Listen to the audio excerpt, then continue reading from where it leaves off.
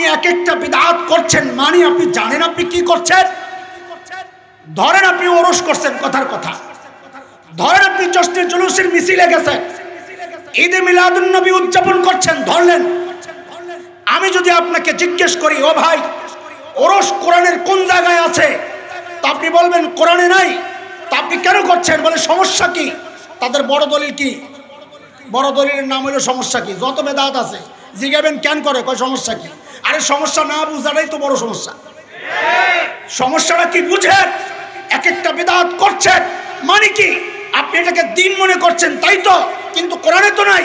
তার মানে আপনি আল্লাহকে বলছেন, ও আল্লাহ, আপনি যে বলেছেন দিন কমপ্লিট, আপনি মিথ্যাবাদী। ওরস এটা দিনের অংশ, আপনি কোরআনে বলেন নাই, আপনি মিথ্যা কথা বলেছেন। নাউজুবিল্লাহ। এগুলো পেশ না করলে রোগী তো আরো বেশি অসুস্থ হয়ে যাবে রে ভাই। এই জন্য আজকের বিষয় হচ্ছে বিদআত। কি বিষয় বলেন? আমি শুরুতে 3টা শব্দ বলবো, এই শব্দগুলো আগে মাথায় ঢুকান। বলেন আমার সাথে সাথে। জরুরত, 2 বিদআত, শরিয়ত। বলেন আবার। জরুরত, বিদআত, শরিয়ত। আবার বলেন। জরুরত, বিদআত, শরিয়ত। বিদআত কাকে বলে? পরিচয়টা মাথায় ঢুকান, তাইলে আর কেউ আপনাকে বিভ্রান্ত করতে পারবে না ইনশাআল্লাহ। দেখেন, আমাদের শরীয়ত, আমাদের দিন এত কাঙ্গাল না যে তাকে আমরা পালন করি কোন রকমের প্রমাণ আর দলিল ছাড়া। মিসকিন না আমার শরীয়ত। আমাদের দিন আর শরীয়তের প্রত্যেকটা বিষয়ের দলিল আছে, প্রমাণ আছে। আমরা কোনো মিসকিন ধর্ম গ্রহণ করি নাই। সেই প্রমাণগুলো, মৌলিক প্রমাণ হচ্ছে 2টা। এক হচ্ছে কোরআন, আর এক হচ্ছে সুন্নাহ। নবী আলাইহিস সালাম যেহেতু সাহাবায়ে কেরামকে অস্বীকৃতি দিয়েছেন, তাইলে আমাদের মৌলিক প্রমাণের আরেকটা হচ্ছে সাহাবায়ে কেরামের কথা, কাজ। কোরআনে আহলে ইলমের কাছে জিজ্ঞেস করে দিন মানার কথা যেহেতু বলা হয়েছে, এই জন্য আইম্মায়ে মুজতাহিদিনদের গবেষণা, এটাও আমাদের জন্য একটা প্রমাণ। কাজী দিনের যে কোনো বিষয় হয় কোরআনে পাওয়া যাবে, না হয় হাদিসে পাওয়া যাবে, না হয় সাহাবীদের আমল কাজে পাওয়া যাবে, কথায় পাওয়া যাবে, অথবা আইম্মায়ে মুজতাহিদিন ইমামদের গবেষণায় পাওয়া যাবে। এর বাইরে আর কোনো পঞ্চম কোনো জায়গা তালাশের সুযোগ নাই। এগুলা দিয়েই সব মিটানো যায় জরুরত দিনের। এইবার বুঝেন বিদআত কাকে বলে। শাব্দিক অর্থ তো নতুন কিছু, সৃষ্টি করা, হওয়া, বলা, যাই বলে, নতুন কিছু। শরীয়তে বিদআত কাকে বলে? শরীয়তে বিদআত বলে এমন কোন কাজকে দিন মনে করে করা, শরীয়ত মনে করে করা। দিন মনে করে করা আর শরীয়ত মনে করে করার মানে কি? মানে হচ্ছে সওয়াবের আশায় করা। বলেন, এমন কোন কাজ সওয়াবের আশায় করা যে কাজের প্রমাণ কোরআনে নাই, যে কাজের প্রমাণ হাদিসে নাই, যে কাজের প্রমাণ সাহাবীদের জীবনে নাই, যে কাজের প্রমাণ আইম্মায়ে মুজতাহিদিনদের গবেষণায় নাই, এমন কোন কাজকে সওয়াবের আশায় করার নাম হচ্ছে বিদআত। শব্দ প্রথমে একটা বলেছি, তার নাম কি? জরুরত। বলেন তো, আমাদের সমাজে এই বিদআত কেন্দ্রিক যাদের জীবন আচার, বিদআতটাই তার জীবন চলার পুঁজি। এই মিলাদুন নবী বেচাই সারা বছর চলে, 3 মাস তো ঈদই থাকে। কয় মাস? 90 দিন। কয় মাস? আমার বাসা মাদ্রাসা দেওয়ালগুলোতে এমন ভাবে চিকা মারছে, ওই যে লেখে লেখে এমন চিকা মারছে, পুরা ভরে লিস, আমারে খেপায়, বুঝেন না, আমারে খোসায়। 90 দিনের ঈদ, সুবহানাল্লাহ।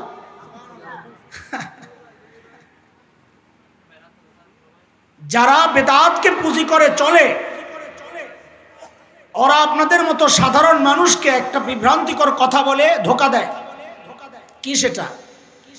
ওরা আপনাকে বুঝায়, আচ্ছা বলেন তো ভাই, এই যে মাইক কি নবী আলাইহিস সালামের সময় ছিল? না। সাহাবীদের যুগে ছিল? না। বলে আইমায়ে মুজতাহিদিনরা কোথাও কোনো উসুল এরকম বলছে যে মাইক দিয়ে কথা বলা লাগবে? বলে না। তাইলে মাইকে কথা বলাও তো বিদআত। হুজুররা যে বলে, তা আপনি কইবেন হ্যাঁ কথা তো ঠিক। আপনাকে জিজ্ঞেস করবে, ভাই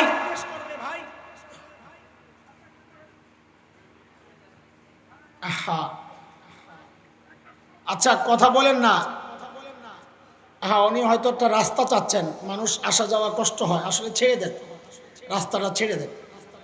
উনি মাহফিলের পক্ষেই চেষ্টা করতেছেন। হ্যাঁ, রাস্তাটা না ছাড়লে যারা আসা যাওয়া করবে তাদের কষ্ট হলে তারা বদদোয়া দিবে, মাহফিল ওনাদেরকে বকা দিবে। আচ্ছা কথা বললেন না, একটু ফাঁক করে দিয়েন, কেউ আসলে ফাঁক করে দিয়েন। হ্যাঁ ঠিক আছে, শোনেন, আপনাকে ওরা বুঝাবে। আচ্ছা বলেন তো ভাই, নবী আলাইহিস সালামের যুগে এসি ছিল? বলে না, এসি তো ছিল না। তাহলে হুজুররা এসি রুমে বসে বসে বেদাতের বিরুদ্ধে ফতোয়া দেয়, তো হুজুর তো বেদাত করে। নবী আলাইহিস সালামের সময় ছিল না। তা আপনি বলবেন হক, কথা তো ঠিক, আপনি তো সাধারণ মানুষ। ওরা আপনাকে বুঝাবে, আচ্ছা বলেন তো ভাই, নবী আলাইহিস সালামের যুগে প্লেন ছিল? না, ছিল না। তাহলে হুজুররা যে হজে যায়, হুজুররাও তো বেদাত করে, আবার বেদাতের বিরুদ্ধে ওয়াজ করে, তো আপনি বলবেন হ্যাঁ কথা তো ঠিক। শুভঙ্করের ফাঁকি দোস্ত সুকৌশলে বেদাতের মূল পয়েন্টকে এড়ায় আপনাকে বুঝাচ্ছে। সেটা কি? সেটা হচ্ছে সওয়াবের আশায় করা। কি করা? কি করা? এখন আপনাদেরকে আমি জিজ্ঞেস করি, এই যে মৌলবী যারা ফ্যানের বাতাস খায়, এরা এমন কেউ, বা আপনারাও আছেন, এমন কেউ কি আছেন যে বাতাস খায় এই নিয়তে যে বাতাস খাইলেই সওয়াব, কবরের আযাব মাফ? আছেন না দুই একজন? এসির বাতাস যারা খান, এমন দুই একজন কি আছেন মনে মনে এই আশা যে এসির বাতাস দিয়া দুনিয়ায় ঠান্ডা হইবা মানে কবরের গরম ঠান্ডা? আসেননি? ওই যে আমার ভাই আকরাম ভাই, তিনি বলেছেন হাদিস, ইউকালু লি সাহিবিল কুরআন ইকরা ওয়ারতাকি ওয়ারাত্তিল কামা কুনতা তুরাত্তিলু ফিদ দুনিয়া। আয়াত পড়ো, একটার উপরের দিকে উঠতে থাকো। এখন যে হাফেজ না, সে প্লেনে উঠছে এই নিয়তে আমি তো জান্নাতে উপরে উঠতে পারুম না, প্লেনে যত উপরে উঠতে পারি জান্নাতেও তত উপরে থাকো, এই নিয়তে কেউ প্লেন উঠছে। আরে কথা তো বলেন। কাজে এটা বিদআত না। বলে এটা কি? বলে এটার নাম হচ্ছে জরুরত। এটার নাম কি?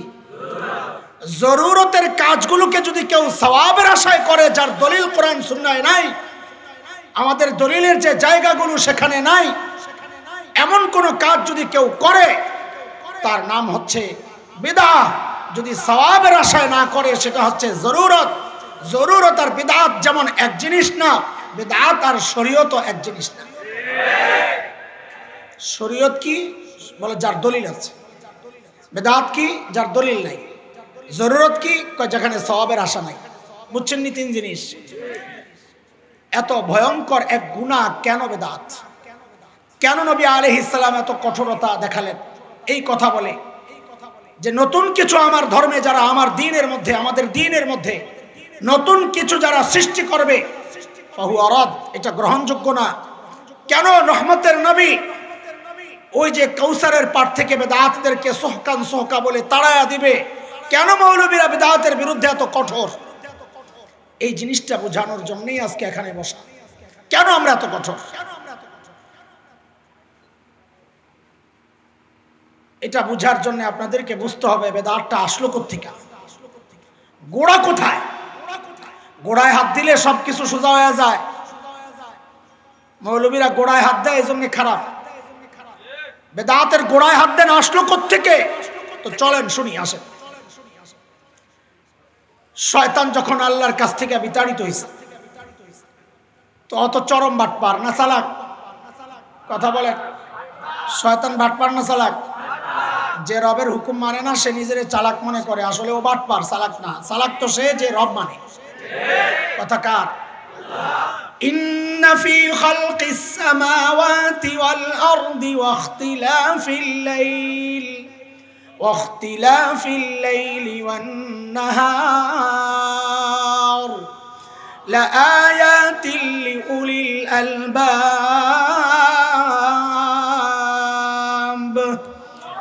আল্লাহর সৃষ্টি নিয়ে যারা চিন্তা করে, আল্লাহকে চেনার চেষ্টা যারা করে, আল্লাহ বলেন এটা তারাই করে যাদের মাথায় মগজ আছে। মগজ, যার মাথায় মগজ নাই সে রব চেনে না, সে নাস্তিক। কিন্তু বিজ্ঞানী বলে মাথায় মগজ তো আছে, বলে না ওটার নাম মগজ না, ওটার নাম ডিজিটাল গোবর। তো শয়তান চালাক না বাটপার? কর বাটপার আল্লাহরে বলে আল্লাহ একটু সুযোগ দেন না, বিদায় তো করছেন। কারণ ও জানে চাইলে কার কাছে চাইতে হবে। শয়তান তিনটা জিনিস চাইছে আল্লাহর কাছে। কয় জিনিস বলেন তো? শয়তান চাইছে কার কাছে? কারণ ও জানে চাইতে হয় কার কাছে। এবার একটু খেয়াল করেন তো, আমরা যারা মাজারওয়ালার কাছে চাই, আমরা যারা বাবা আর খাজার কাছে চাই, তাইলে বোঝা গেল আমরা শয়তানের চেয়েও খারাপ। কারণ শয়তান তার কি যা লাগছে সব চাইছে আল্লাহর কাছে। তুমি আল্লাহর কাছে না চাও মাজারওয়ালার কাছে। শয়তানের চেয়েও খারাপ নেই না? আরে কথা বলেন না একটু। শয়তান বলে রব্বি আনজিরনি ইলা ইয়াউমি ইউবাসুন।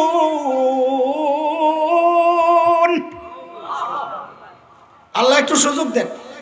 ওলামায়ে কেরাম খেয়াল করে, এমন এক বাটপারি করছে এই কথার মধ্যে শয়তান। ভাই আমি এতদিন পর্যন্ত এই বাটপারি ধরতে পারি নাই। শয়তানের ধোঁকা সম্পর্কে, বহুরূপী শয়তান সম্পর্কে কত কিতাব পড়ছি, তালবিস ইবলিস সহ কোরআনের কত আয়াত নিয়ে আমি নিজে চিন্তা করেছি, কত বয়ান আমি করেছি। কিন্তু এই কথার মধ্যে যে কত বড় বাটপারি রয়ে গেছে আমি এতদিন ধরতে পারি না। গত সপ্তাহে হঠাৎ আমাদের আকাবিরদের কিতাব আমি খুব মোতালা করি, আমার নেশা এটা বড়দের কিতাব পড়া। তো আমাদের মুফতি মাহমুদ হাসান গাঙ্গুহি রহমতুল্লাহ আলাইহির একটা কিতাব ধরছি নতুন করে। পড়তে পড়তে হঠাৎ করে হজরতের এক ব্যাখ্যা দেখা আমি অবাক হয়ে গেছি। আরে আল্লাহ, এই বাটপারি তো আমি জিন্দেগিতে চিন্তাও করি নাই। এত বড় বাটপার শয়তান। কি এটা? সে আল্লাহর কাছে সুযোগ চাইছে কোন দিন পর্যন্ত? ইলা ইয়াউমি ইউবাসুন, আল্লাহ যেদিন মানুষকে আবার উঠাবেন সেই দিন পর্যন্ত। মানে কি? মানে হচ্ছে হযরতে ইসরাফিল দুইবার সিংহায় ফুঁক দিবে। কয়বার? একবারের ফুয়ের সাথে সব মাখলুক মরে শেষ। পাহাড় পর্বত, জমিন আসমান, চাঁদ সূরজ সব একাকার হয়ে যাবে, ছিন্ন বিচ্ছিন্ন। পাহাড়গুলো তুলার মতো উঠতে থাকবে। এটা হচ্ছে এক ফুয়ের কাজ। সব শেষ হওয়ার পর আল্লাহ তাআলা হযরত ইসরাফিলকে আবার হুকুম করবেন যে আরেকটা ফু। তখন হযরত ইসরাফিল আলাইহিস সালাম আরেকটা ফু দিলে আবার সবাই জিন্দা হবে। এটাকে বলে ইয়াউম ইউবাসুন, আবার সবাই জিন্দা হবে যেদিন। এই জিন্দা হওয়ার পর আর কেউ কোনোদিন মৃত্যুবরণ করবে না, না জান্নাতীরা না জাহান্নামীরা, মৃত্যু শেষ। শয়তান কি বাটপারের বাটপার! ও কিয়ামত পর্যন্ত সুযোগ চায় নাই। আমি যদি জিজ্ঞেস করতাম আপনাদেরকে, বলেন তো শয়তান কোন দিন পর্যন্ত সুযোগ চাইছে, তো সবাই বলতেন কিয়ামত পর্যন্ত। না, ওই কিয়ামত পর্যন্ত সুযোগ চায় নাই। ও বলে আনজিরনি ইলা ইয়াউমি ইউবাসুন, কিয়ামত পর্যন্ত সুযোগ চাইলে তো আমি মরে যাবো, আমি মরতে চাই না। সবাইরে যেদিন উঠাবেন আমি ওই দিন পর্যন্ত সুযোগ চাই, যেন আমার মরণ নাই। দেখছেন নি কারবার? আল্লাহ কয় যা দিয়া দিলাম, ইন্নাকা মিনাল মুনজারিন, যা দিয়া দিলাম যা। তবে তুই যে টাইম চাইছিস ওই টাইম না, ইলা ইয়াউমিন ওয়াক্তিম মালুম, নির্দিষ্ট সময় পর্যন্ত, ওই প্রথম ফু ওই পর্যন্ত যা দিয়া দিলাম। শয়তান আশাহত হয়ে গেছে, যা চাইলো তা তো পাইলো না। কিন্তু ও জানে ভালো করে, আল্লাহর তো ভালো করে চিনে। 84,000 বছর ইবাদত করছে না ওখানে বয়া বয়া, চিনে ভালো করে। তো কয় আল্লাহ ঠিক আছে, ওইটা তো পাইলাম না, আরেকটা সুযোগ দেন, আরেকটা সুযোগ দেন। বলে কি সুযোগ চাস? বলে আপনার বান্দার উপর একটু কর্তৃত্ব চাই। তো হাদিসে আসছে নবী আলাইহিস সালাম বলেন, ইন্নাশ শাইতানা ইয়াজরি মিনাল ইনসান মাজরাদ দাম, শয়তান মানুষের রগে রগে রগে রগে দৌড়াইতে পারে। এই সুযোগ আল্লাহ শয়তানকে দিয়ে দিচ্ছে। কয় সুযোগ গেল? কয়টা আবেদন কয়টা হয়েছে? শয়তান যখন দেখছে আরে চাইলে তো পাওয়া যায়, আল্লাহ আরেকটা চাই। এটাও মাথায় রাখেন, লাগলে চাইতেছে কার কাছে? আর কোথাও যায় না। দেখছেন নি কারবার? আর কোথাও আমি আপনি তো ওরাই আশেপাশে, কিন্তু শয়তান যায় না কোনোখানে, যা লাগে সব চায় কার কাছে? আল্লাহ। তো আল্লাহ তাআলা বলেন, যা তোরে আরেকটা সুযোগ দিলাম। কি সুযোগ? বনি আদমের যত সন্তান হবে সাথে সাথে তোরও একটা সন্তান হবে। এটা পাইয়াই খুশি হয়ে গেছে, কইডি চাইছিলাম, কারণ বনি আদম বাড়বো, আমি একা কেমনে সামলাম? আমারও যদি সাথে সাথে একটা সন্তান হয় তো মারামারি আর মোকাবেলা করার জন্য সমানে সমান। ঠিক আছে, আপনি শুনে রাখেন, সুযোগ যেহেতু দিছেন, আমি আপনার এই গুমরা করতেই থাকবো, আপনার বান্দারে গুমরা করতেই থাকবো, করতেই থাকবো, করতেই থাকবো। সুযোগ পাইছে কয়টা বলেন? আবার হযরত আদম আলাইহিস সালাম শয়তানের এই সুযোগ নেওয়া দেখে মন খারাপ হয়ে গেছে। আল্লাহ, তা আমার সন্তানদের কি হবে? শয়তানরে এত সুযোগ তো দিয়ে দিয়েছেন, তা আমার সন্তানদের কি হবে? তো আল্লাহ বলে, আপনি কি চান?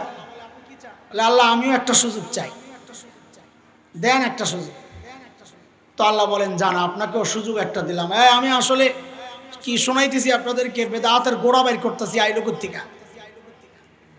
আল্লাহ তাআলা জানায়া দিলেন, জান, আপনাকেও সুযোগ দিলাম। তাহলে কি সুযোগ? বলে, আপনার সন্তান নেকি করবে একটা, আমি আমল নামায় নেকি দিয়ে দিব 10টা। মান জাআ বিল হাসানাতি ফালাহু আশরু আমসালিহা। মোকাবেলায় গুনাহ করবে একটা, আমল নামায় গুনাহ দিব একটা। বলেন, এক বেশি না 10? আজীবন শয়তান পরাজিত, একদিকে নেকি 10, একদিকে গুনাহ 1, কোনটা বেশি? 10 বেশি। সুযোগ দিয়ে দিয়েছেন আল্লাহ তাআলা। কিন্তু আদম আলাইহিস সালাম চিন্তা করতেছেন, আমার শত্রু সুযোগ নিল কয়টা? কয়টা? তা আমি কেন একটা নিয়ে খুশি থাকব? আদম আলাইহিস সালাম ওর সুযোগটা নিয়েছেন। আল্লাহ, আর একটা সুযোগ। কি? আল্লাহ, আরেকটা সুযোগ মানে হযরত আদম আলাইহিস সালাম ভিতরে ভিতরে কি চিন্তা করতেছেন আল্লাহ তো জানেন। সেটা হলো, এত শয়তান চারদিক দিয়ে আমার সন্তানদেরকে ঘেরাও করে ধরলে নেকি করার সুযোগ তো নাও পাইতাম, তখন কি? তো আল্লাহ তাআলা জানায়া দিচ্ছেন, দোস্ত জান, আরেকটা সুযোগ দিলাম, আপনার সন্তানদেরকে যেন শয়তানের সন্তানেরা ডিস্টার্ব করতে না পারে, আমি ফেরেশতাদেরকে চারদিক দিয়ে দিয়া কর্ডন সৃষ্টি করব, ঘেরাও করব, যেন শয়তান আসলে আপনার সন্তানদেরকে রক্ষা করার জন্য ফেরেশতারা শয়তানকে তাড়াইয়া দিতে পারে। সূরা রাত। লাহু মুআক্কিবাতুম মিন বাইনি ইয়াদাইহি ওয়া মিন খালফিহি ইয়াহফাযুনাহু মিন আমরিল্লাহ। জান, হাদিসে আসছে, খাবারের মধ্যে মাছি বসলে যেমন আমরা মাছি তাড়াইয়া দেই, ফেরেশতারা ওইভাবে আমাদের কাছ থেকে চারপাশ থেকে শয়তানকে ওইভাবে তাড়াইয়া তাড়াইয়া রাখে। কয় সুযোগ পাইল? কথা বলে না। আদম আলাইহিস সালামের মাথায় তো আছে, শয়তান পাইছে কয়টা? আমি 2টা নেব, কি জন্য? আরেকটা দেন। কি বলে হযরত আদম আলাইহিস সালাম? কি বলে? আরেকটা কেন চাইছেন আল্লাহও বুঝছেন। হযরত আদমের চিন্তা, আরে শয়তানরে তো চারদিক দিয়ে ফেরেশতারা ঘেরাও করে আটকায় রাখবে, আমারও তো জান্নাতে আল্লাহ রাখছিলেন নিরাপদ জায়গায়, কিন্তু দূর থেকেই তো আমারে ওয়াসওয়াসা দিয়ে লাইছে। তা আমার সন্তানদেরকেও যদি দূর থেকে ওয়াসওয়াসা দিয়ে লায়, তাহলে কেমনে গেল? হযরত আদমের ভিতরে ওই ভয় ঢুকতেছে, ওই ভয় ঘুরতেছে। আল্লাহ আরেকটা সুযোগ চাই। তো আল্লাহ তাআলা আখেরি সুযোগ দিয়ে দিয়েছেন। কি? শোনেন শোনেন, জান জান জান, শয়তান সারা জিন্দেগি আপনার সন্তানদের বিরুদ্ধে লেগে থাকবে। মৃত্যুর আগে যদি আপনার সন্তান খালি বলে, আল্লাহ ভুল করছি, মাফ করে দাও, তো আমি সারা জিন্দেগির গুনাহ মাফ করে দেব। আল্লাহ, এই অফার শুই নাই শয়তান আবার লাভ দিছে। আল্লাহ, তা আমারে 3টা দিছেন, ফাও লাভ হইল কি? 3টা চায়া লইলাম যে লাভ হইল কি আমার? তওবা করলে যদি সব মাফ করেন, তো আমার এগুলো দিলেন কি জন্য? ঠিক আছে, আমিও বাটপার কম না। কে বলে? আপনার বান্দারে আপনি মাফ করবেন কখন? কখন? কথা বলে না, কখন? তওবা করলে। ও ঠিক আছে, ঠিক আছে, রান। যান যান, আপনি মাফ করেন, আমিও বাটপার কম না, আমি আপনার বান্দারে দিয়ে এমন গুনাহ করাবো যেন সে তওবা না করে। কি করব? খেয়াল করেন, আমিও আপনার বান্দাকে দিয়ে এমন গুনাহ করাবো যেন সে তওবা না করে। তওবা করলেই তো মাফ করবেন, যেন তওবা না করে এমন গুনাহ করাবো। বলে কি সেটা? বিদআত করাবো, কারণ বিদআত করলে সে ভাববে আমি তো আশিক রাসূল, এশকর জাহির করতেছি, প্রকাশ করতেছি, গুনাহ করলাম কই, জিন্দেগিতে তওবার সুযোগ হবে না, জাহান্নামে পাঠায়। পাইছেন বিদআত গোড়া পাইছেন খুঁজা? কথা বলেন, বিদআতের গোড়া পাইছেন খুঁজা? বেদাত করে মানুষ কিন্তু মনে করে সওয়াব করতেছে, বেদাত মনে করে। আচ্ছা বলেন তো, এই লোক জিন্দেগিতে তওবা করবে? কেন করবে না? সে তো গুনাহই করে না। সওয়াবের কাম করে কেউ তওবা করে? করে। সওয়াবের কাম করেও তওবা করে, কিন্তু অপরাধ মনে করে না, ত্রুটি হওয়ার কারণে। নামাজের পরে পড়েন না আস্তাগফিরুল্লাহ আস্তাগফিরুল্লাহ আস্তাগফিরুল্লাহ, কেন? যে আমি নামাজ ঠিক মতো আদায় করতে পারি না, আল্লাহ মাফ করে দিও। ঠিক আছে, সওয়াবের কাজ করেও মানুষ তওবা করে, কিন্তু এই তওবা সওয়াবের যে আশা করে যে বেদাত করছে, এই বেদাত করে কেউ তওবা পড়ে না। সে মনে করে আমি তো সওয়াব কাজ করছি, জাস্টে জুলুসের মিছিলে বের হইছি, তার মানে নবীর সাথে আমার জান্নাত কনফার্ম। মনে করেনি? খবর লইয়া দেখেন, জান্নাত কনফার্ম। তওবা করবে কোত্থেকে? শয়তান কিভাবে আমাকে আপনাকে জাহান্নামে পাঠানোর জন্য চূড়ান্ত হামলাটা করছে। আমার কষ্ট হইতেছে, দেরি করবো না ইনশাআল্লাহ, কিন্তু জরুরি একটা বিষয় আপনি শোনেন। কেন বিদআত এত মারাত্মক এটা বুঝাইতেছি। একটা জিনিস বুঝেন, আপনি এক একটা বিদআত করছেন আর কি করছেন আপনি নিজে একটু চিন্তা করেন। আমরা আপনাদেরকে তাড়া দেওয়ার জন্য, আপনাদের দিলে আঘাত দেওয়ার জন্য, মুসলিম উম্মার মধ্যে ফাটল ধরানোর জন্য, অথবা আপনাদের পকেট যেন খালি হয়, আমার পকেট ভারী হয়, এই জন্য কথাগুলো বলছি না দোস্ত, বলছি যেন হাউজে কাউসার থেকে আপনি বিতাড়িত না হন, সেজন্য বলছি। খেয়াল করে, আমাদের শরীয়তের মূল আমরা কোত্থেকে আনি? এক নাম্বার কার কথা? 2 নাম্বার নবী আলাইহিস সালামের রিসালাতের দায়িত্বের মাধ্যমে পাইছি। 3 নাম্বার সাহাবীদের কথা, কাজ।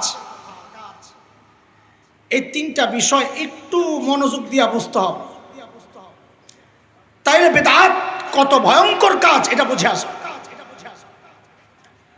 বিদায় হজের সময় আরাফার খোলা মাঠে নবী আলাইহিস সালাম যখন সাহাবীদেরকে ডেকে জিজ্ঞেস করলেন, আরে আমার সাহাবীরা, আমার উপর অর্পিত দায়িত্ব আমি কি ঠিকঠাক মতো আদায় করছি? জিজ্ঞেস কর, আমি কি আদায় করছি? সমস্ত সাহাবী একযোগে স্বীকার করলেন, ওগো আল্লাহর রাসূল, আপনার উপর অর্পিত দায়িত্ব আপনি ঠিকঠাক মতো আদায় করেছেন, কোনো ত্রুটি আপনি করেন নাই। নবী আলাইহিস সালাম এই স্বীকৃতি পায়া সাথে সাথে আসমানের দিকে আঙ্গুল তুলে বললেন, আল্লাহুম্মা শাহাদ, আল্লাহুম্মা শাহাদ, আল্লাহুম্মা শাহাদ। ওগো আল্লাহ, যাদের কাছে আমাকে পাঠাইছেন সেই সাহাবীরা স্বীকৃতি দিয়েছে, আপনি সাক্ষী থাকেন, আপনি সাক্ষী থাকেন। জিবরাইল আমিন সাথে সাথে আল্লাহ পাঠায়া দিয়েছেন, সালাম দিয়ে বলছেন, ইয়া রাসূলুল্লাহ, আল্লাহ জানাইছেন, আল্লাহও সাক্ষী আছেন। বলেন না, আল্লাহ জানাইছেন, আল্লাহ। আয়াত নাজিল হয়ে গেল, সূরা মায়েদার 3 নম্বর আয়াতের একটা টুকরা নাজিল হয়ে গেল। আল্লাহ বলছেন, আল ইয়াউমা আকমালতু লাকুম দীনাকুম ওয়া আতমামতু আলাইকুম নি'মাতি ওয়া রাদিতু লাকুমুল ইসলাম দীনা। আল্লাহ ঘোষণা দিলেন আজকে দিন কমপ্লিট। আজকে কি বলেন না, আরো কথা বলেন, আজকে কে ঘোষণা দিচ্ছে? আল্লাহ ঘোষণা দিচ্ছেন আজকে দিন। এই কথাটা সবাই বলেন আমার সাথে, এটা পরে এই কথার রেশ টানতে হবে।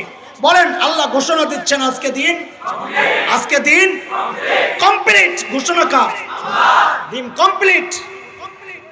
হায় হায়, এই ঘোষণা শুই না পুরা ময়দানের মধ্যে আনন্দের ঢেউ। কেন? মানুষ কোনো জিনিস অর্জন করা যত বেশি কষ্টের হয়, অর্জন করার পর আনন্দও তত বেশি হয়, ঠিক কিনা? সাহাবীরা জানেন এই দিন এমনি কমপ্লিট হয় নাই, এই দিনের পেছনে কত সাহাবীর রক্ত ঝরেছে, হযরতে হামজার কলিজার টুকরা টুকরা হয়েছে, প্রিয় হাবিব সাল্লাল্লাহু আলাইহি ওয়াসাল্লামের দান শহীদ হয়েছে, মাথা মোবারক রক্তাক্ত হয়েছে, গোটা বডি রক্তাক্ত হয়েছে, বাড়িঘর ছাড়তে হয়েছে। দিন এমনি কমপ্লিট হয় নাই, এই দিনের পেছনে কত মানুষের শাহাদাতের নজরানা আছে। খুশি সবাই, দিন কমপ্লিট। সবাই খেয়াল করলেন ময়দানের এক কোনায় একজন বৈশা বৈশা বাচ্চাদের মতো ফোপায়া ফোপায়া ঢুকরে ঢুকরে কাঁদতেছে। কিরে ভাই, কে কান্দে?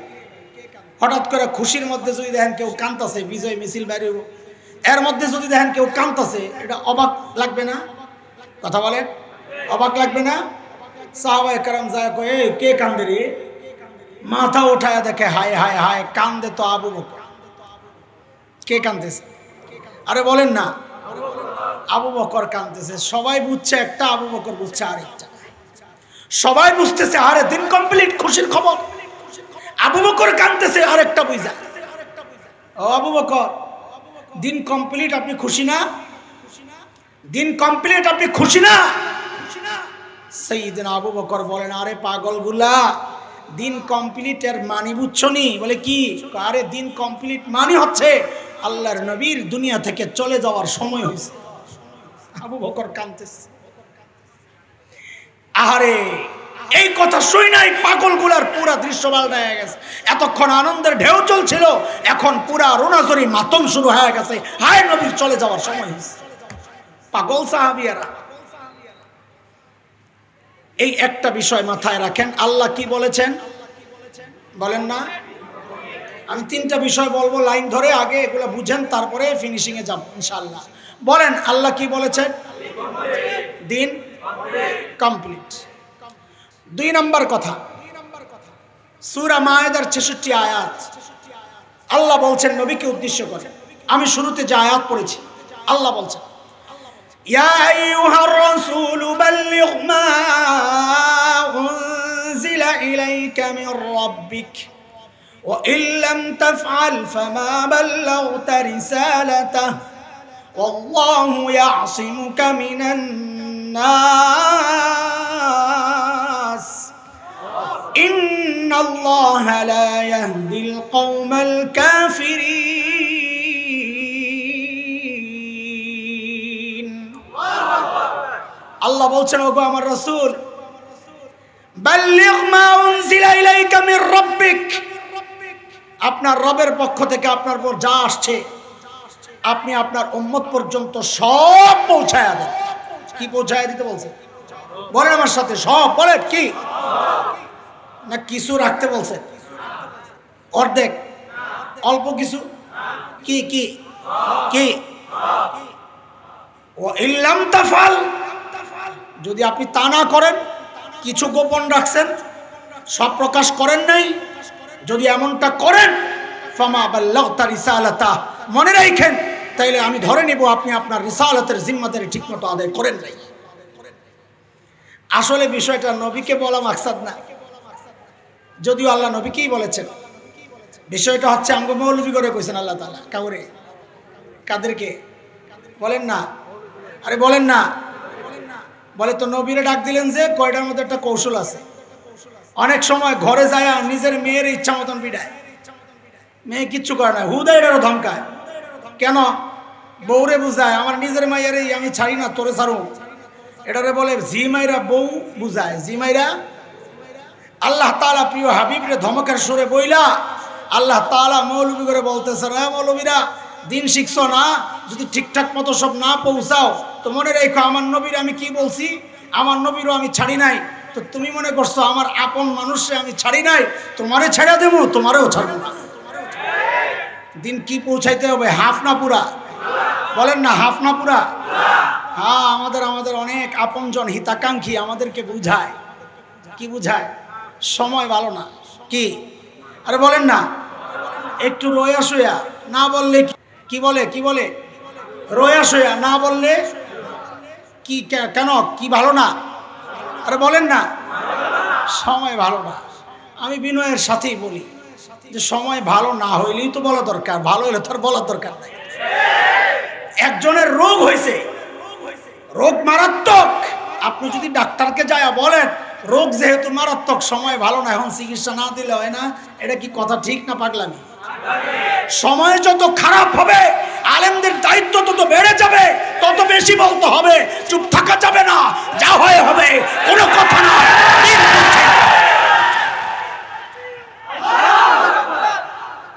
কিন্তু আপনার তো মনে মনে চিন্তা একটা আছে, হুজুর যদি জেলে যাওয়া লাগে, যদি মাদ্রাসা বন্ধ হয়ে যায়, এই যে আপনি আমি এই চিন্তা করতে পারি, এটা আল্লাহ জানেননি? আল্লাহ দেরি করেন নাই, সাথে সাথে বলতেছেন এই ডর তোর না, আল্লাহু ইয়াসিমুকা মিনান নাস। আপনাকে বাঁচানোর দায়িত্ব আমি আল্লাহ নিয়ে নিলাম। মুসলমানদের কে বাঁচাবে? নবীকে কে বাঁচানোর ওয়াদা করেছে? নবীর ওয়ারিসদেরকে কে বাঁচাবে? কই বাঁচলা? জেলখানায় তো গেলা, কই বাঁচলা? শহীদ তো হইলা। তোমার বাঁচা তুমি মনে করছো নিরাপদে ঘরে থাকার নাম বাঁচা? আমার বাঁচা ওইটা না, আমার বাঁচা হচ্ছে দিন পাইছি, পৌঁছাইছি, আযাব থেকে বাইচা গেছি। তুমি বাঁচা মনে করতেছো একটাকে, আলেম বাঁচা মনে করতেছে আরেকটাকে। ইন্না ফাতাহনা লাকা ফাতহাম মুবিনা। আল্লাহ বলেন স্পষ্ট বিজয়। হুদায়বিয়ার সন্ধি হয়েছে অধিকাংশ ধারাগুলো মুসলমানদের বিরুদ্ধে, অথচ আল্লাহ বলতেছেন বিজয় কি? কথা বলে না, বিজয় বাহ্যিক ভাবে দেখা যায় পরাজয়, অথচ আল্লাহ বলতেছেন, কথা বলেন না? মুফাসসিরিনে কেরাম বলেন বুঝো না কাহিনী? বলে কি? বলে এত কিছু বাহ্যিক প্রতিকূলতা সত্ত্বেও তোমরা যে আল্লাহ আল্লাহ রসুলের কথাটা মেনে নিছ, এটাই তোমাদের বিজয়। বাহ্যিক কি বিজয় না পরাজয়, এটা তোমার বিষয় না। কঠিন সময়ে যদি আল্লাহর বিধান মানতে পারো তো বুঝতে হবে তুমিই জয়ী, তারা পরাজিত। কথা বুঝতেছেন? এই একটা কথা, দুইটা গেল। প্রথমটা বলেন আল্লাহ কি বলেছেন? আল্লাহ কি বলেছেন? মনে রেখেন কথা, আমি লাইনে আসতেছি, একটা ভুলে গেলে পরে ভেজাল লাগবে। আল্লাহ কি বলেছেন?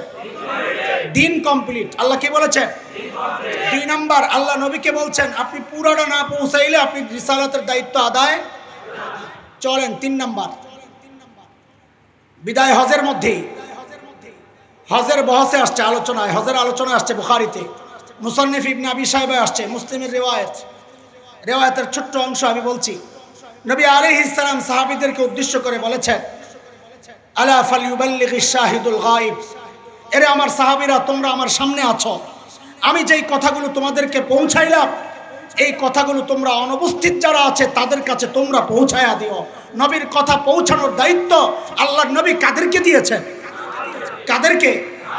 সাহাবীদেরকে দিয়েছেন। তাইলে এবার আসেন, আপনি এক একটা বিদআত করছেন মানে আপনি জানেন আপনি কি করছেন? খেয়াল করেন, বুঝেন। আপনি এক একটা বিদআত করছেন মানে আপনি জানেন আপনি কি করছেন। ধরেন আপনি ওরস করছেন, কথার কথা, ধরেন আপনি জশ্নে জুলুসের মিছিলে গেছেন, ঈদে মিলাদুন নবী উদযাপন করছেন, ধরলেন। আমি যদি আপনাকে জিজ্ঞেস করি, ও ভাই ওরস কোরআনের কোন জায়গায় আছে? তা আপনি বলবেন কোরআনে নাই। তা আপনি কেন করছেন? বলে সমস্যা কি? তাদের বড় দলিল কি? বড় দলিলের নাম হলো সমস্যা কি। যত বেদাত আছে জিজ্ঞাবেন কেন করে, কয় সমস্যা কি? আরে সমস্যা না বুঝাটাই তো বড় সমস্যা। সমস্যাটা কি বুঝেন? এক একটা বেদাত করছেন মানে কি আপনি এটাকে দিন মনে করছেন, তাই তো, কিন্তু কোরআনে তো নাই। তার মানে আপনি আল্লাহকে বলছেন, ও আল্লাহ আপনি যে বলেছেন দিন কমপ্লিট, আপনি মিথ্যাবাদী। ওরস এটা দিনের অংশ, আপনি কোরআনে বলেন নাই, আপনি মিথ্যা কথা বলেছেন। নাউজুবিল্লাহ। আপনি বুঝতেছেন? আপনি এক একটা বিদআত করছেন মানে আপনি কি বলছেন জানেন? আপনি নবীকে বলছেন, ও নবী, বলে হ্যাঁ। বলে আল্লাহ তো আপনাকে বলেছেন দিন সবটা পৌঁছাইতে। বলে হ্যাঁ পৌঁছাইছি। সাহাবীরা স্বীকৃতি দিয়েছে। বলে না আপনি পৌঁছান নাই। কই পৌঁছায় নাই? বলে আপনার হাদিসে তো ওরসের কথা নাই, কাজে আপনি দিন পৌঁছান নাই। আপনার হাদিসে জশ্নে জুলুসের কথা নাই, কাজে আপনি দিন পৌঁছান নাই। আল্লাহ বলেছেন ফামা বাল্লাগতা রিসালাতা, ওরসের কথা না বইলা, জশ্নে জুলুসের কথা না বইলা আপনি রিসালাতের দায়িত্ব অবহেলা করেছেন। নাউজুবিল্লাহ। আপনি বুঝতেছেন আপনি একটা বেদাত করছেন আর কি বলতে চাচ্ছেন? আল্লাহু আকবার। 3 নাম্বার, দায়িত্ব নবী কাদেরকে দিছিলেন? বলেন কাদেরকে দিছিলেন? আপনি এক একটা বিদআত করছেন মানে আপনি সাহাবীদের দিকে অভিযোগের আঙ্গুল তুলছেন যে এই সাহাবীরা, আল্লাহ তো বলেছেন, নবী জেনেছেন নবী বলেছেন সাহাবীদের উদ্দেশ্যে, কিন্তু সাহাবীরা খেয়ানত করেছে। এই দ্বীনের কথাগুলো, ওরসের কথা, জশ্নে জুলুসের মিছিলের কথা, অন্যান্য বিদআতের কথা সাহাবীরা আমাদের কাছে পৌঁছায় নাই, মিলাদের কথা আমাদের কাছে পৌঁছায় নাই। তার মানে হচ্ছে সাহাবীরা আল্লাহর নবীর হুকুম অমান্য করেছে, তারাও খেয়ানত করেছে। নাউজুবিল্লাহ। আপনি একটা বিদআত করছেন আর কতটা অপরাধ করছেন আপনার খবর আছে? আপনি কাদেরকে বলছেন তারা খেয়ানত করছে? সাহাবীদেরকে? নাউজুবিল্লাহ। বলেন কি? চেনেন ওদেরকে? আরে সাহাবীদেরকে চেনেন? আল্লাহ তাআলা যাদের ঈমানকে দুনিয়াবাসীর ঈমানের মডেল বানাইছে, যে তোমার ঈমানকে সাহাবীদের ঈমানের সাথে মিলাও। فإن آمنوا بمثل ما آمنتم به فقد اهتدوا وإن تولوا فإنما هم في شقاق। আমার ঈমানের মডেল সাহাবীরা, আমার তাকওয়ার মডেল সাহাবীরা বানাইছেন কি? আল্লাহ বলছেন والسابقون الأولون من المهاجرين والأنصار سورة التوبة آية 100 والذين اتبعوهم بإحسان رضي الله عنهم ورضوا عنه। আল্লাহ বলছেন সাহাবীরা আমার উপর রাজি, আমিও ওদের উপর রাজি। এখানে একটা কথা বলার লোভ আমি সামলাইতে পারতাছি না। এই সূক্ষ্ম কথা সাধারণ মানুষের সামনে বলতেও মনে চায় না, কিন্তু ওলামায়ে কেরাম গুড়াগাড়া কিছু আছে তো এটা বলার এই লোভ সামলাইতে পারতেছি না। সেটা কি একটু শোনেন ওলামায়ে কেরাম, এটা আপনারা নাও বুঝতে পারেন, খালি বুঝেন ওলামারা বুঝতেছেন, একটু বুঝেন, সব আপনি বুঝবেন তো। এই হুজুররা 12 বছর যে মুসুরির ডাল খাইলো কষ্ট করে, তো কি পার্থক্য করবেন? কিছু হেরা স্পেশাল খাস কথা বুঝুক, সমস্যা নেই, 2-3 মিনিট একটু অপেক্ষা করেন, সমস্যা নেই তো। আমাদের সমাজে যত ফিতনা আছে এর মধ্যে অন্যতম একটা ফিতনার নাম হচ্ছে লা মাযহাবি গায়রে মুকাল্লিদের ফিতনা। জিটা দিয়ে আসতে হইলো কি সংখ্যায় বেশি নাকি এরা? না ফিতনা কইতে মনে চায় না। হ্যাঁ, ও লা মাযহাবি আর গায়রে মুকাল্লিদ বুঝে না, আহলে যায় জান্নাতে কোন জায়গায়? তার মানে কি?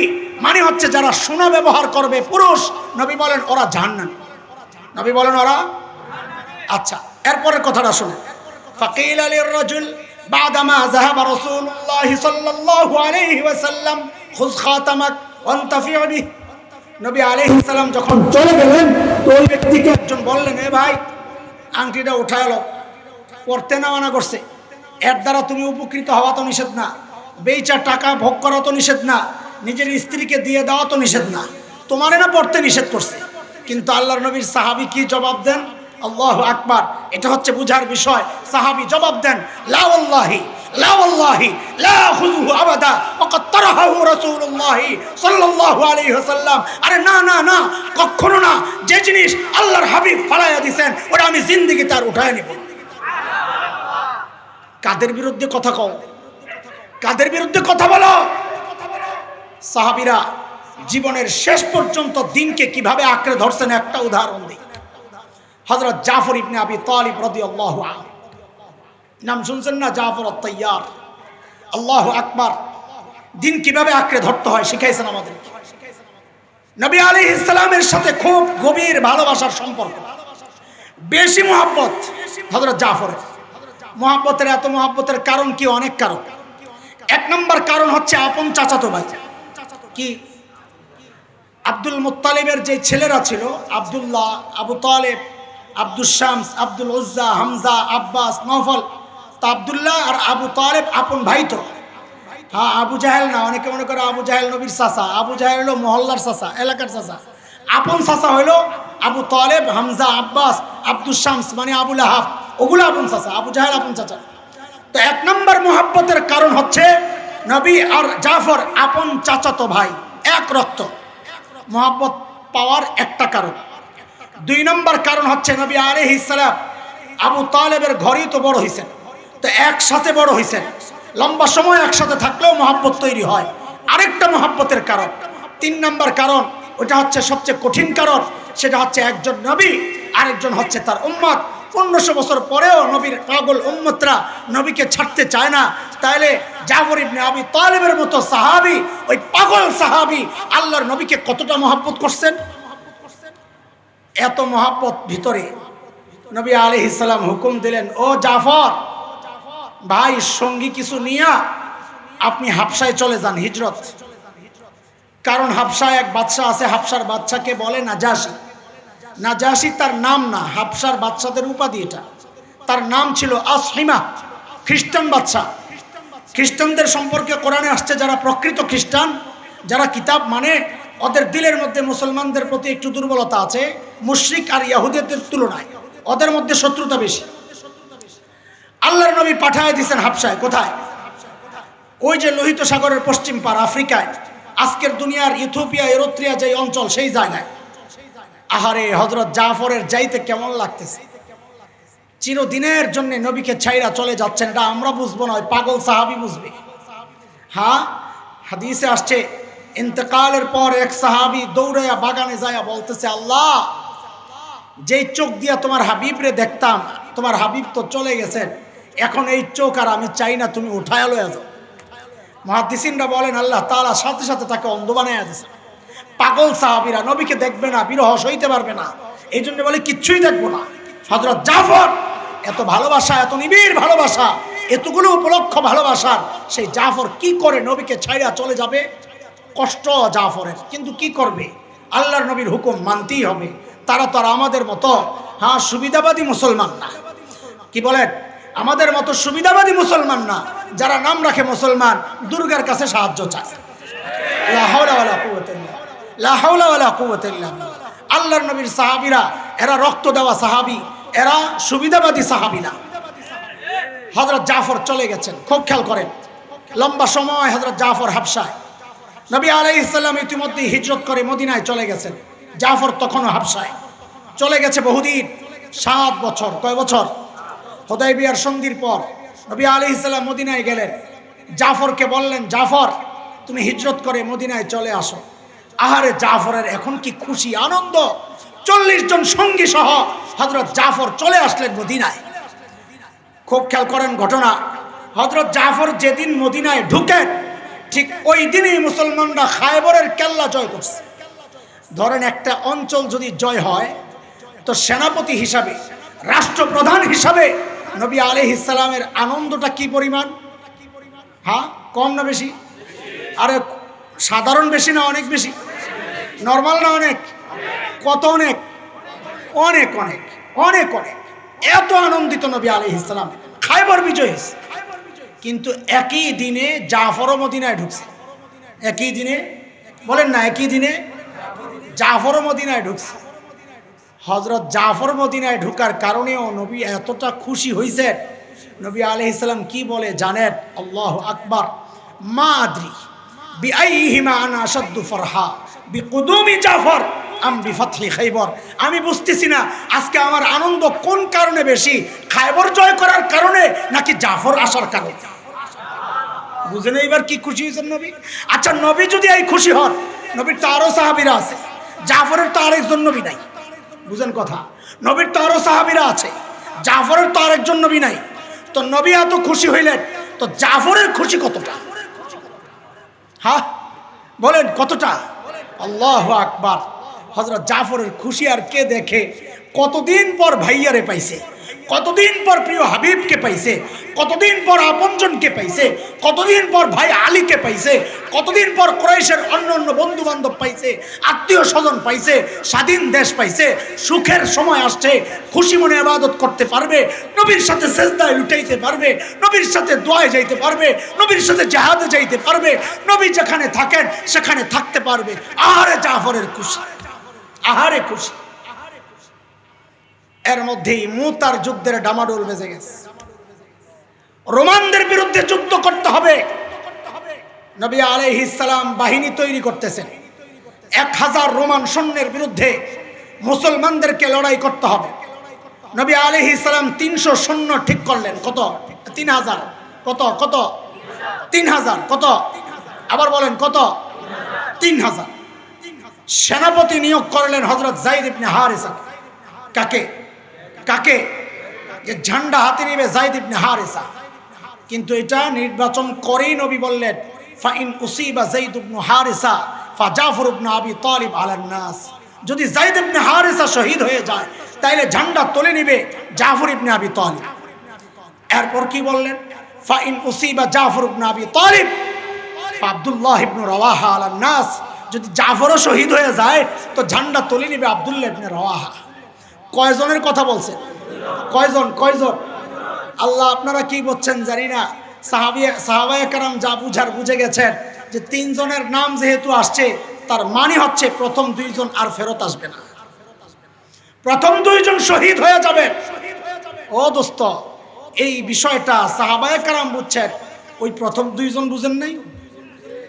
যায়েদ ইবনে হারেসা বুঝেন নাই? জাফর বুঝেন নাই? এখন জাফরের কেমন লাগতেছে বলেন তো? এত কষ্টের পর লম্বা সময় বাইরে, এতদিন পর প্রিয় হাবিবকে সামনে পেয়েছি, সন্তানদেরকে নিয়ে সুখের একটু চেহারা দেখছি, আর এখন নবী বলতেছেন জেহাদে যাইতে হবে। তাও কোন জেহাদ? যে জেহাদ থেকে ফিরে আসার আর কোনো সম্ভাবনা নাই। আমি আপনি হইলে কি করতাম একটু চিন্তা করেন তো। হযরত জাফর কোনো কথা বলেন না, সোজা চলে গেছেন ঘরে, সোজা ঘরে। বিবির সাথে লম্বা কথোপকথন হয়েছে, আমি সেই দিকে যাচ্ছি না। বিদায় নিয়ে যাচ্ছেন, 4 সন্তান, আব্দুল্লাহ, আওন, মোহাম্মদ, মেয়ে একটা। বাচ্চাদের নিয়ম হচ্ছে বাবা যখন ঘর থেকে বের হয়, ছোট্ট যেগুলা, দৌড়ে এসে জড়াইয়া ধরবার বলবে একটু মিষ্টি কণ্ঠে, বাবা কই যাও, আমাকে নিয়ে যাও না। এই কথাটা শুনতে থাকেন আর নিজের সন্তানের চেহারাটা কল্পনা করতে থাকেন, তাইলে উপলব্ধি কিছুটা আসবে। হযরত জাফরেরও একই অবস্থা। আব্দুল্লাহ, সন্তান আব্দুল্লাহ দৌড়ে আইসা বাবাকে জড়াইয়া ধরছেন, আব্বু কই যাও। আহারে জাফর সন্তানের চেহারার দিকে তাকান না। কেন তাকান না? ওইটা আমরা যখন হজে যাই তখন বুঝি। 20 দিন 25 দিনের সফর, বাচ্চাদের দিকে তাকাই না, মাথায় অন্য দিকে তাকায়া তাকায়া হাত বুলাই। কেন? জানি ওদের চোখের কোণে পানি চিকচিক করছে, ওই পানি যদি আমি দেখি আমারও চোখে পানি চলে আসবে, আর আমার চোখের পানি দেখলে ওরা চিৎকার করে কান্না শুরু করবে, বিদায় নেওয়া কষ্ট হয়ে যাবে। এই জন্য ওদের চোখের দিকে তাকাই না, মুখোমুখি হই না, অন্যদিকে তাকায়া থাকি আর বলি বাবা ভালো থেকো, সব ঠিকঠাক মতো চইল, আম্মুর কথা শুইন। কণ্ঠ ভারী হয়ে যায়, বেশি কথাও বলা যায় না, ওরা বুঝে ফেলবে। হযরত জাফরের অবস্থা তাই। আব্দুল্লাহর মাথায় হাত বুলাইতেছেন, হ্যাঁ, বউকে ইশারা দিতেছেন, কথা বলতে পারতেছেন না, কণ্ঠ ভারী হয়ে গেছে। সন্তান তো চিরদিনের জন্য ছেড়ে চলে যাচ্ছেন জাফর। হায়, তাকাইলে যদি নবীর হুকুমের সামনে সন্তানের মহাব্বত যদি বাধা হয়ে যায়, আরে কাদেরকে নিয়ে কথা বলতেছ একটু শোনো না। হযরত জাফর বাচ্চার চেহারার দিকে তাকান না, বিবিকে ইশারা করতেছেন ওদেরকে ওঠায় নাও। হ্যাঁ, রিওয়ায়াতে আসছে আউন যায় কাপড় খামচায়া ধরছে, একটু ছোট ছিল এটা, হাঁটতে পারে না, দৌড়াইয়া ধরছে, আব্বু আব্বু। হ্যাঁ, জাফরের কেমন লাগে, কিন্তু সন্তানের দিকে তাকান না। কেন? সন্তানের মহাব্বত যেন নবীর হুকুমের সামনে বাধা হয়ে না দাঁড়ায়। সোজা ছুটছেন জাফর। নবী আলাইহিস সালাম হুকুম করেছেন জিহাদে যাইতে হবে, চলে গেছেন জাফর জিহাদে। শুরু হয়ে গেছে মুতার যুদ্ধ।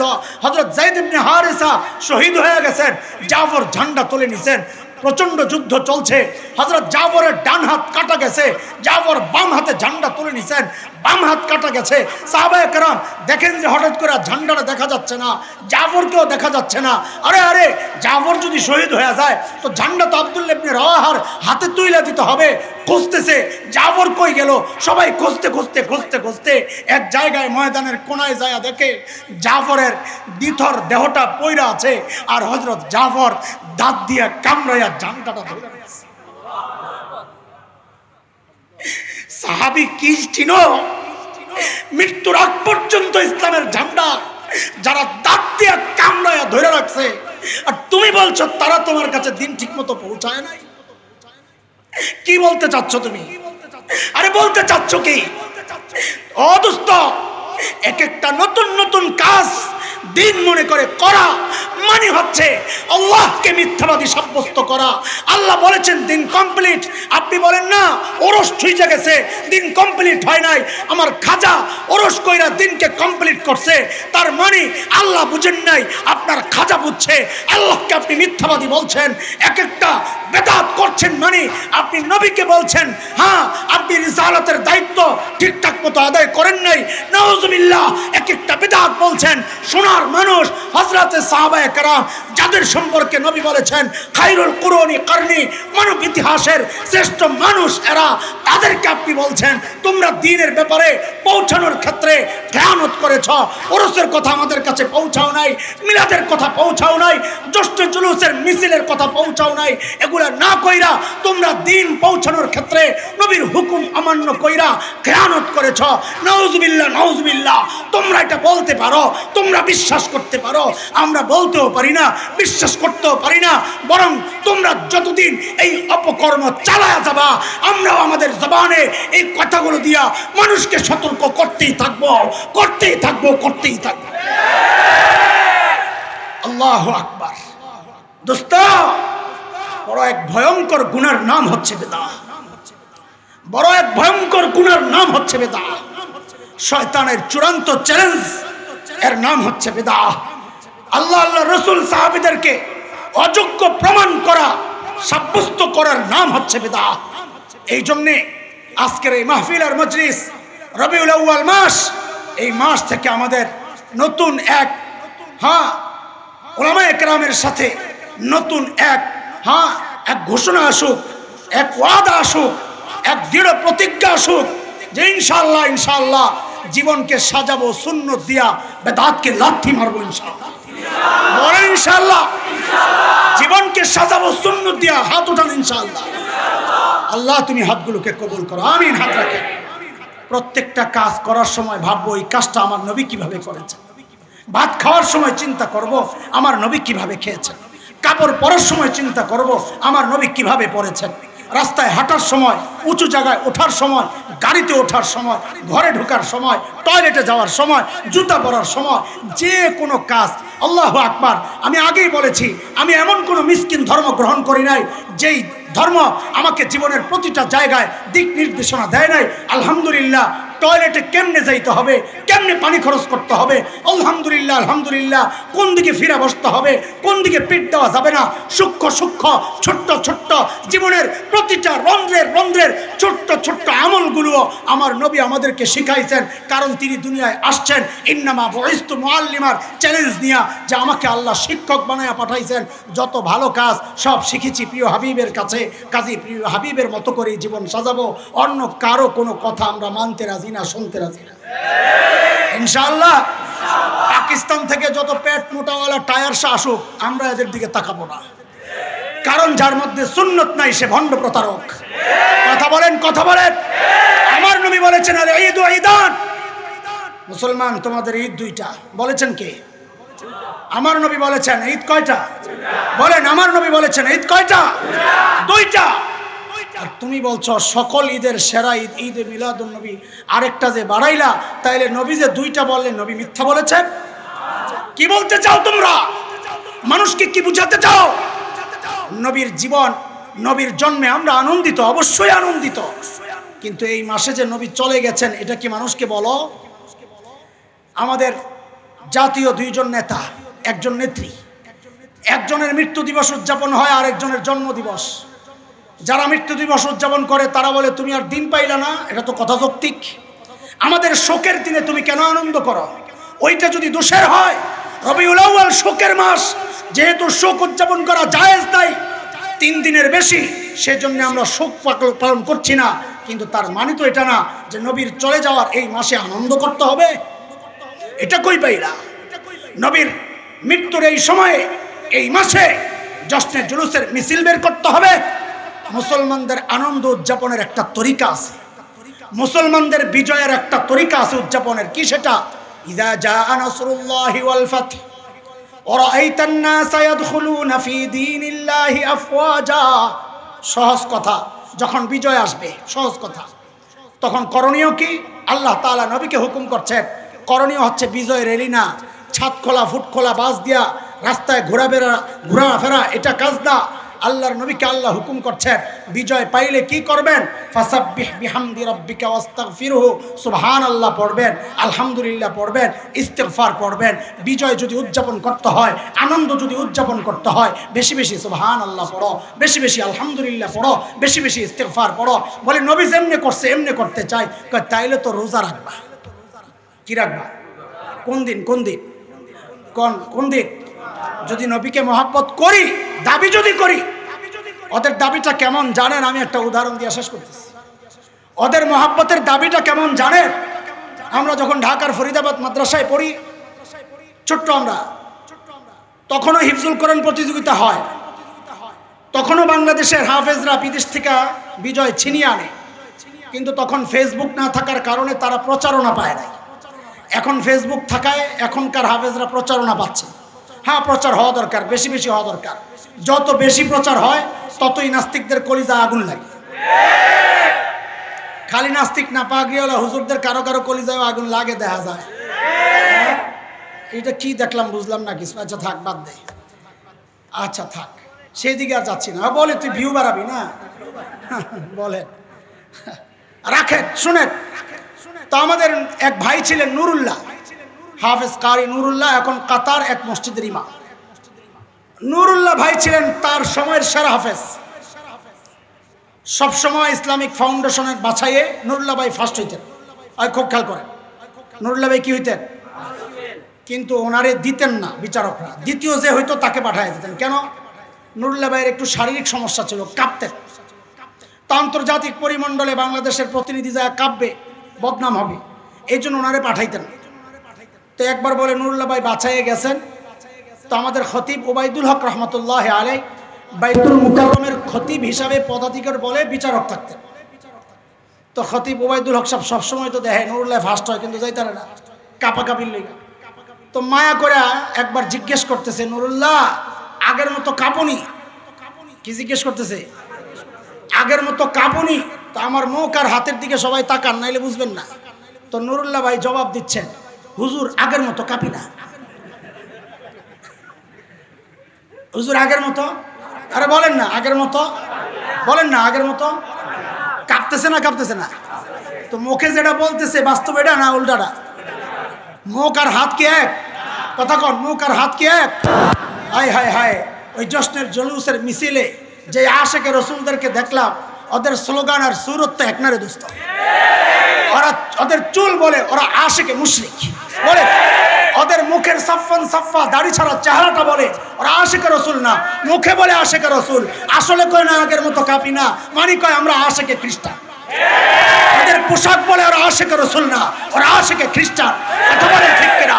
আরে আশেকে রসুল তো সুন্নত জিন্দা করবে, আশেকে রসুল তো জিহাদের ময়দানে রক্ত দিবে, আশেকে রসুল নবীর ইজ্জত রক্ষায় জীবন বিলায়া দিবে। কিন্তু তখন দেখা যায় না, ওই শিয়ালের মতো পলাতক দেখা যায়। আশেকে রসুল তো তারা যারা নবীর ইজ্জত রক্ষায় মুক্তা পাইতে দেয়, গুলি চালা তো আমারে চালা, আমার নবীকে নিয়ে কোনো কটূক্তি করা যাবে না।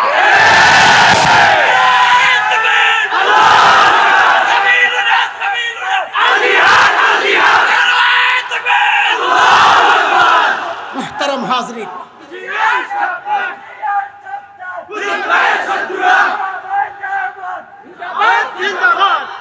দোস্ত, আশেক রসুল মানে হচ্ছে ভিতরে নবীর মহব্বত আর ভালোবাসা লালন করবেন, বাহিরে সেটা প্রকাশ করবেন।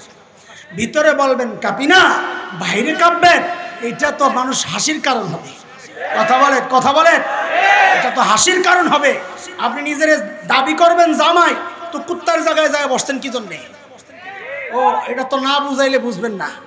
এটা একটা হেডলাইন কয়ে লাইছি, কিন্তু এর ভিতরে গল্প আছে। এক জামাই গেছে নতুন বাড়িতে বিয়ে করতে, নতুন জামাই। আপনাকে ধরেন ওই যে কি ডালটা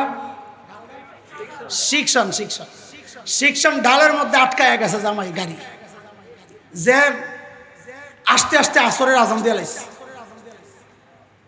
তো এখন কাজী সাহেব বসা, আত্মীয় স্বজন বসা, দেরি হয়ে গেছে। তো শ্বশুর মিয়া চিন্তা করে আমারই তো জামাই, দেরি করে খাওয়াইলে সারা জীবন খোটা দিব। তো কাজী সাহেবের কাজী সাহেব বিয়া শাদী পরে আগে খাওয়ানটা দিয়া লাই, হয় না এমন কথা কর? যে আগে খাওয়া দাওয়া সাইরালাম, বিয়ে পরে হোক, হয়নি আমার? তো জামাইয়ের সামনে খাবার দিছে, বিশাল ডিশ, সুবহানাল্লাহ, এত বড় ডিশ, আস্তা খাসি, আস্তা মুরগি, নানান রকমের রোস্ট মোস্ট দিয়া একদম পুরা ভরপুর। জামাই তো আশেকের রসুল, স্মার্ট জামাই। এ জায়গায় বলেন স্মার্ট জামাই কি? আগের জামাইরা একটু লাজুক থাকতো, আগের জামাই মানে হাতের রুমাল। 10টা যুবক এক জায়গায় দাঁড়াইছে, জামাই কোনটা রে? ও চিনছি, কোনটা?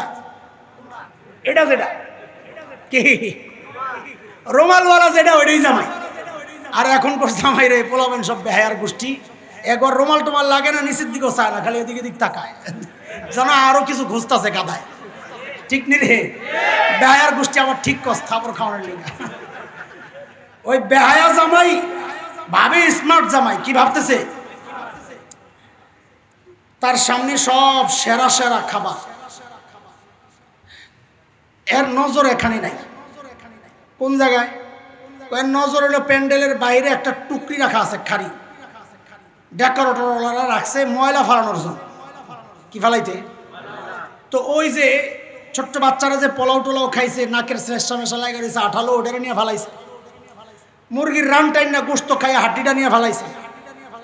আর ওই যে লেবু চিপ্পা রস খাইয়া ছিলকা নিয়ে ফালাইছে। জামাই স্মার্ট জামাই। কোন জামাই রে?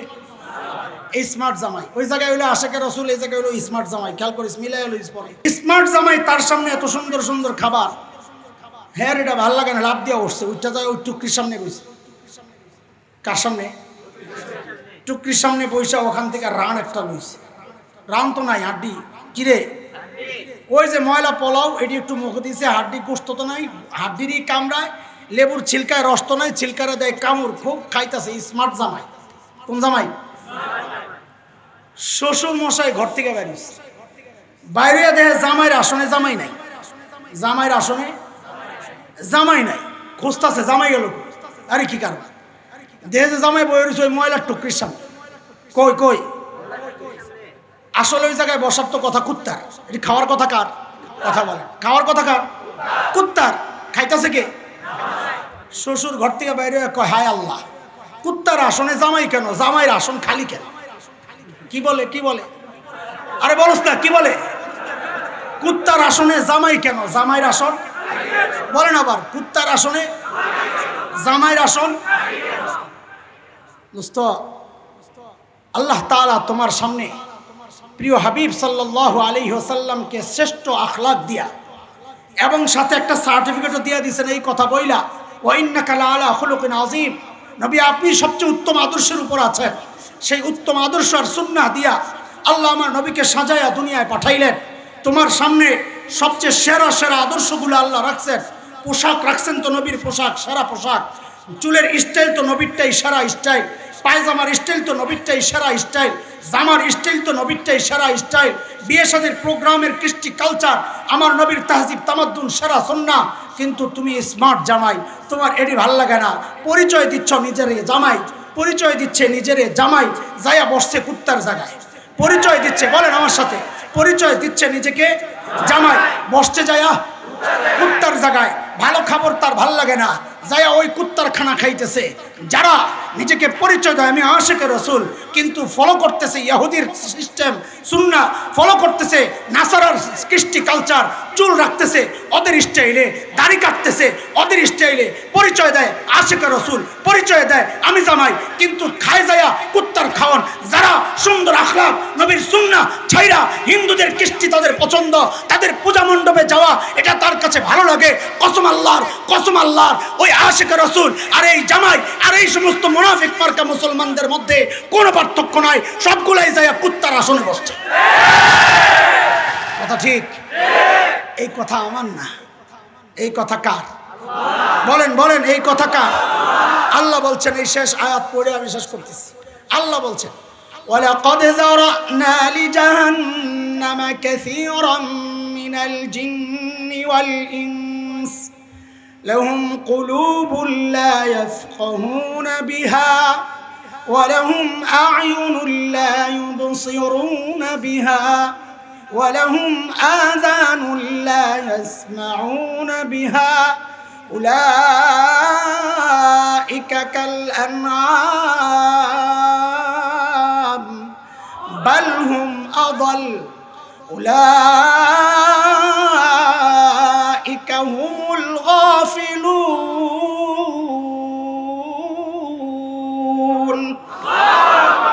আল্লাহ বলেন যাদেরকে সব দিলাম বুঝার জন্য, বুঝলি না? আল্লাহ বলেন তুই কুত্তা। কি বলছেন? উলাইকা কাল আনআম। আল্লাহ বলেন তুই কুত্তা। আমি তো বলছি কুত্তা, আপনারা রাগ হয়ে গেছেন না? কুত্তার আসনে জামাই বসছে, বলছি রাগ হয়ে গেছেন? আল্লাহ কয় তুই কুত্তা না, কুত্তার চেয়ে খারাপ। কেন? কুত্তা ময়লা খায় কারণ তার বরাদ্দ রোস্ট নাই। কুত্তা ময়লা খায় তার জন্য বরাদ্দ খাসি নাই। কুত্তা ওই ময়লা খায় কারণ তার জন্য স্পেশাল খাবার নাই, এই জন্য কুত্তা এটা খায়। কিন্তু তোর জন্য জামাই স্পেশাল খাবার বরাদ্দ ছিল, নবীর শ্রেষ্ঠ সুন্নত বরাদ্দ ছিল, তুই এটা মানলি না। তোর জন্য আমি কিতাব পাঠাইছি, তোর জন্য নবী পাঠাইছি, তোর জন্য মাহফিলের আয়োজন করেছি, তোর জন্য ওলামায়ে কেরাম মেহনত করেছে, দাওয়াত ও তাবলীগের সাথীরা মেহনত করেছে, হক্কানি পীর বুজুর্গরা মেহনত করেছে। তোর এগুলা তারপরে ভাল লাগে না, ওদেরটাই ভাল লাগে। তুই চারে কুত্তার চেয়েও খারাপ। কথা কার এটা? কাজে আমি যে বলছি এটা কুত্তার আসনে জামাই কেন, জামাই আসন খালি কেন, আমারটা কম হয়ে গেছে। আসলে অকুত্তার চেয়েও খারাপ। কথা ঠিক কিনা? আল্লাহ তাআলা আমাদের জীবনকে মানুষের জীবন বানায়। আল্লাহ তাআলা আমাদেরকে নবীর সুন্নাহ দ্বারা গোটা জীবনকে সাজানোর তৌফিক দান করেন। যে কোনো জায়গায় যে কোনো ধরনের বিদআতি কার্যকলাপ থেকে আল্লাহ তাআলা গোটা সমাজকে হেফাজত করেন।